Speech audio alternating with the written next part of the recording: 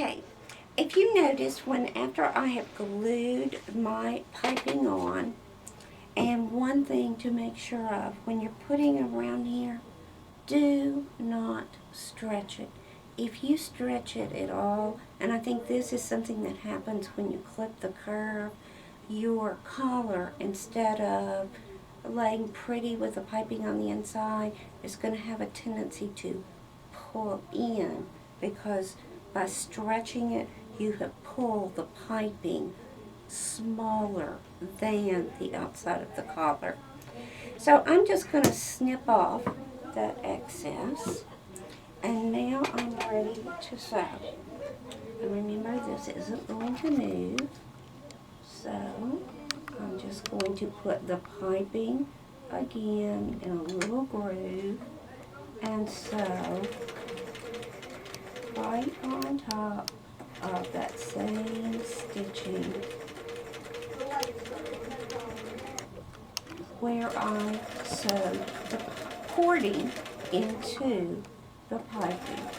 So I'll be stitching very close to the piping.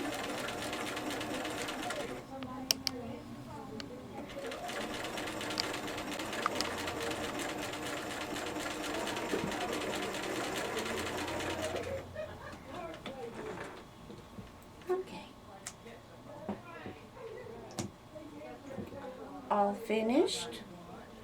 I'll remove those pins, and here is our collar with our piping stitched to it.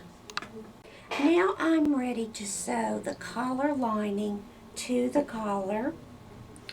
I am laying the collar piece, lining piece, on top of the collar.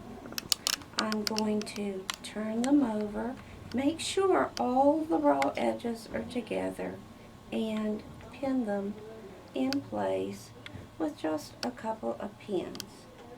Again, I'm sewing in a dark red thread so that you can see it.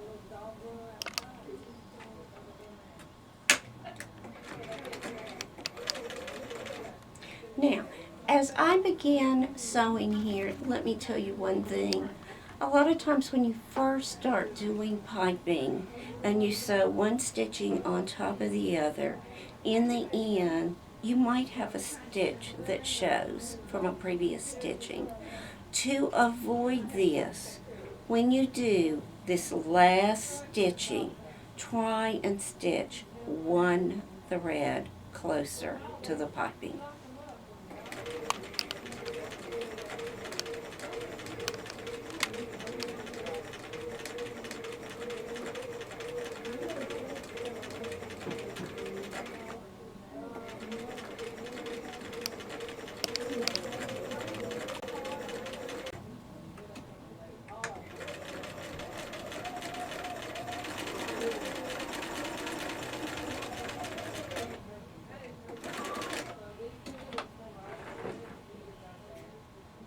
I'm clipping my excess threads off of the end, removing my pins, and now instead of clipping, because that weakens the seam and that big seam allowance would show through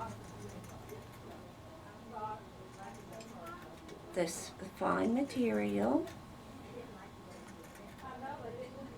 I'm trimming off half of the seam allowance.